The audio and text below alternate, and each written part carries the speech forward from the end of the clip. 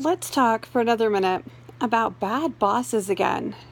How do I get this little square thing to go away? I don't know. I guess I'll just ignore it. Grr.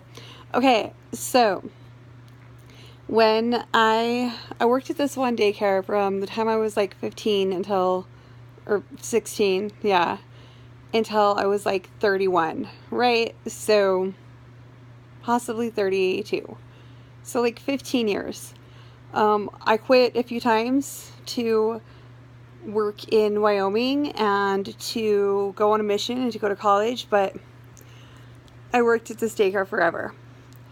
When I was 18, this one mom thought that I had a huge crush on her 12-year-old son. Ew, that's now I might date someone 6 years younger than but now I'm 37. When I was 18, that's disgusting. No. To be honest, I kind of had a crush on her ex-husband. He had the most beautiful blonde hair. And he was like a rock star. Yeah. But I don't do crazy exes, so I was not really interested in him either.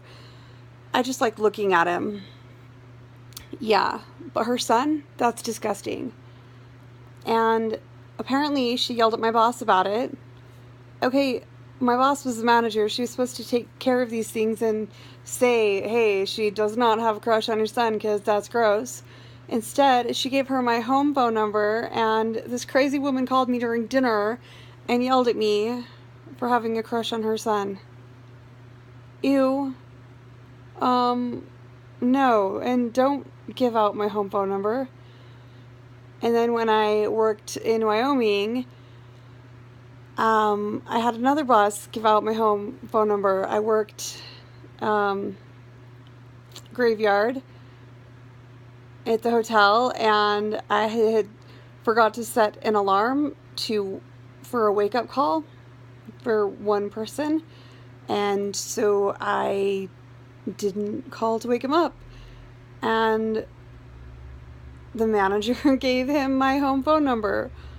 I should have, if they're going to give them my home phone number, I should take it into my own hands and be like, okay, well, let me tell you, you can get a free 3-night stay. I should have done that, but no, I didn't think of that.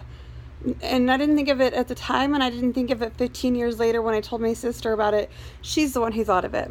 But anyway, this guy just yelled at me, and I'm like, I'm sorry. He's like, I came to Wyoming for a picture of the sunrise, and you didn't give me a wake-up call.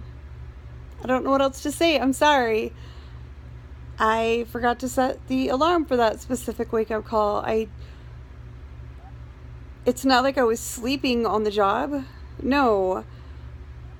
I just didn't set the alarm I had to set the alarm for every specific wake-up call. And after the previous wake-up call, I forgot to set it for the next one. My mind just went to the one after that. I just skipped a line.